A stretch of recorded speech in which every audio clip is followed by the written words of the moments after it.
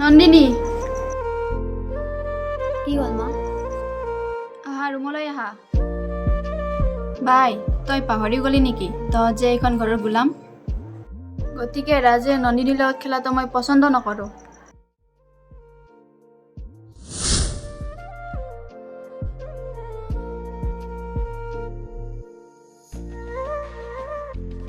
ৰাজ, তই কিয় পাহৰি গৈছ? আমি এইখন ঘৰৰ গোলাম। ইয়াত আমাৰ স্থানৰ কথা পাহৰি নাযাবি। গোলামৰ দৰে থাকিবি।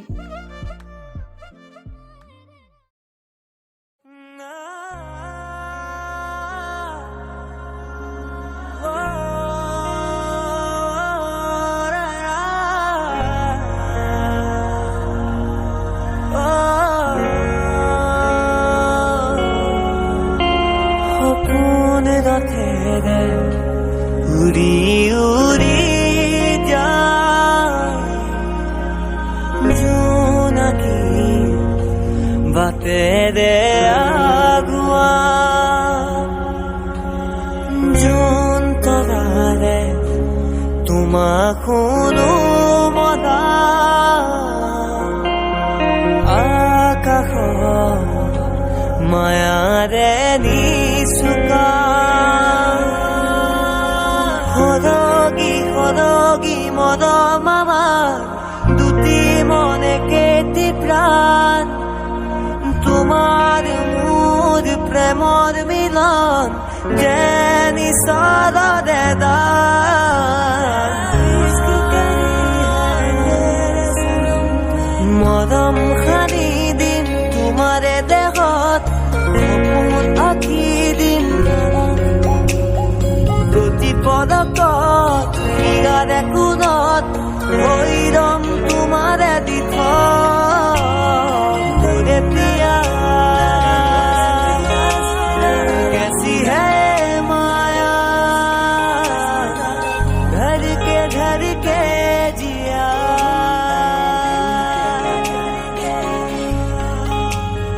मोरे प्रिया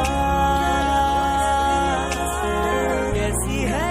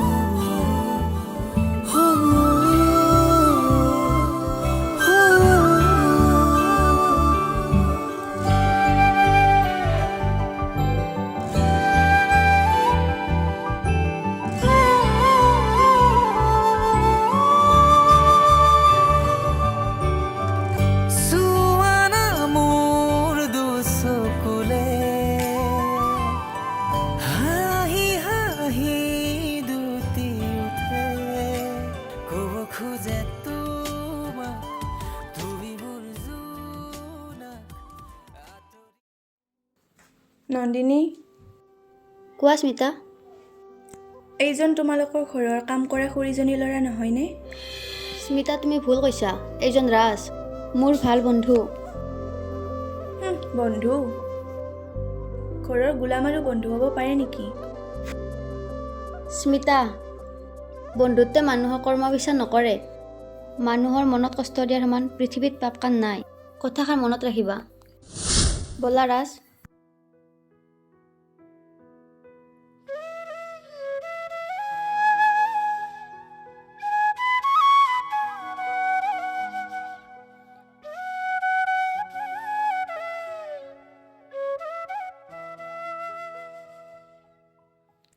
ৰাজ, কি হ'ল? একো হোৱা নাই। ৰাজ, তুমি মোৰ চকুৰ ফালে চাই কথাষাৰ কোৱাচোন। কি ক'ম মই?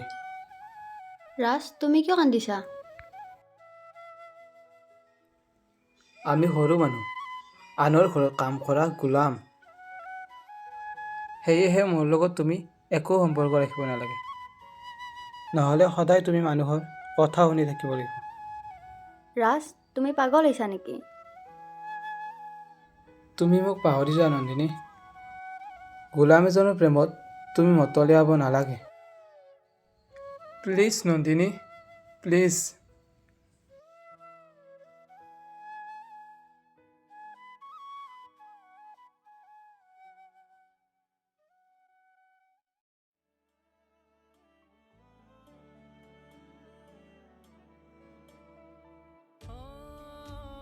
জীবন কিনো মায়া দুখ তুজে দুখ কিয় ঢালি দিলা ও জীবন কিনো মায়া দুখ তুজে দুখ ঢালি দিলা এতিয়ানো বাকি আছে কি সুখবোৰ হ'ল মৰি খালি চকুলোৰে ভাহি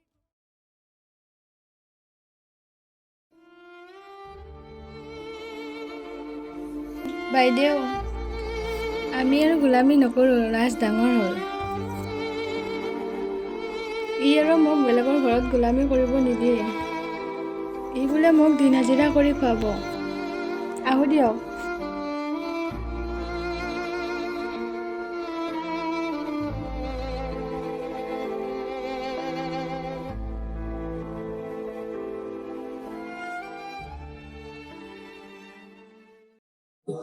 na na na na na na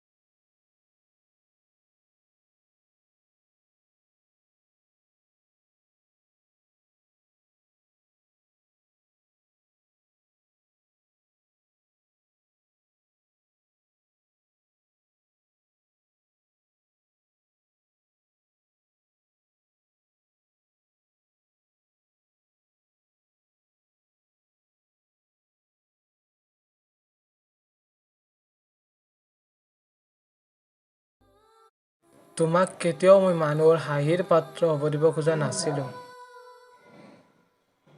তোমাৰ আৰু মোৰ প্ৰেম মই অসম্ভৱ বুলি জানিছিলোঁ। সেয়েহে মা আৰু মই এদিন দূৰত গুচি আহিছিলোঁ। মাৰ সুখৰ বাবে মায়ে জীয়াই থকা দিনকেইটা সকলো কৰিলোঁ। মাৰ এদিন মৃত্যু হ'ল। তাৰ পাছত তোমাৰ অভাৱ অনুভৱ কৰি মই নিজকে ধ্বংস কৰিলোঁ। মই কাহিলে মুখেৰে তেজ ওলায়। এতিয়া মোৰ মৃত্যু সমাগত নন্দিনী। সেয়েহে মৃত্যুৰ আগত তোমাক এবাৰ চাই যাওঁ বুলি আহিলোঁ নন্দিনী। তোমাক সদায় জুমি জুমি চাই আছিলোঁ। আৰু তোমাৰ এই ঠিকনা আমাৰ প্ৰেমৰ ভাঙোন স্মিতাই দিছিলে। কি হ'ল ৰাজ?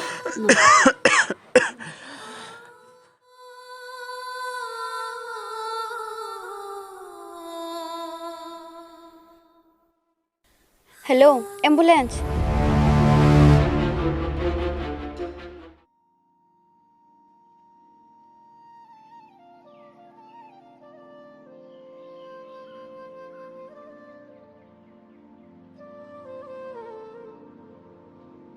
বহা ৰাজ।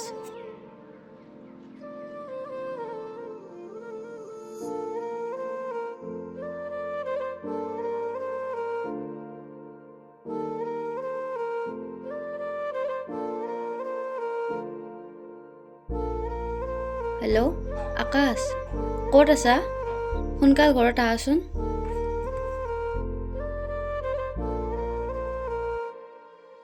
কি হ'ল নন্দিনী?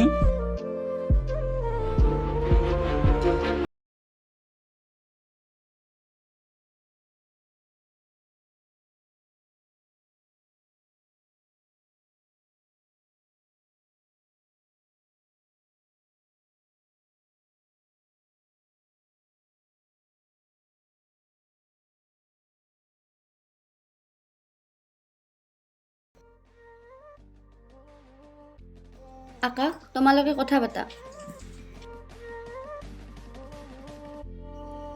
মোক কিন্তু একো নকৰিব। মই আপোনালোকৰ সংসাৰ ভাঙিবলৈ অহা নাই। আপুনি কিয় এনেকুৱা কৰিছে? নন্দিনীয়ে মোক সকলো ক'লে। তাইক মই বিশ্বাস কৰোঁ। আপুনি নন্দিনীৰ প্ৰেমিক আছিলে, এতিয়া মোৰ বন্ধু। আমি ইমান নিষ্ঠুৰ নহয়। আপোনাক আমি সুস্থ কৰিম। আপুনি অলপ বহক, মই ফ্ৰেছ হৈ আহোঁ।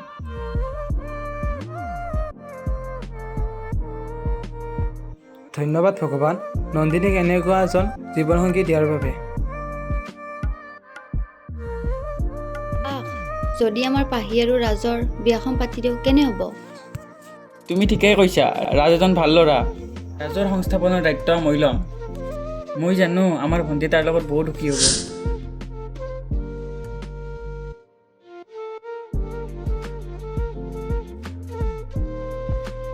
ৰাজ, চোৱা ৰাজ, নন্দিনী এজনী মোৰ ভাগ্যৱতী পত্নী।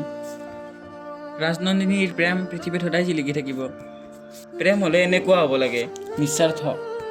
সঁচা প্ৰেমে কেতিয়াও একো নিবিচাৰে। কিন্তু এতিয়াৰ পৰা মোৰ ভণ্টি তোমাৰ পত্নী। এজনী বাইৰ সন্তানৰ লগত পাহি জানো সুখী হ'ব পাৰিব? ভুল কৈছা। আমি কৰ্ম বিচাৰ নকৰোঁ। মানুহৰ মানসিকতা মানুহৰ ব্যক্তিত্বতহে বিচাৰ কৰে। আপুনি সঁচাই মহান। মই মহান নেকি নাজানো, কিন্তু ৰাজনন্দিনীৰ পবিত্ৰ প্ৰেমে মোক বহুত কথা শিকালে। প্ৰেম হ'লে এনেই হ'ব লাগে। প্ৰেম অপবিত্ৰ নহয়। প্ৰেম খন্তেকীয়া নহয়। প্ৰেম হৃদয়ত সদায় জিলিকি থাকিব লাগে। শৰীৰৰ সম্বন্ধ বিচৰাই সঁচা প্ৰেম নহয়। সঁচা আপোনালোকৰ দৰে ৰাজনন্দিনীৰ প্ৰেম। স্বামী হ'লে তোমাৰ দৰে হ'ব লাগে। সকলো কথা সুস্থ মগজুৰে জুখি চোৱা। তুমি মহান আকাশ। ৰাজ নন্দিনীৰ প্ৰেম সদায় জীয়াই থাকিব। কিন্তু আকাশ আৰু নন্দিনীৰ পতি পত্নীৰ সম্পৰ্ক সদায় মধুৰ হৈ জীয়াই থাকিব।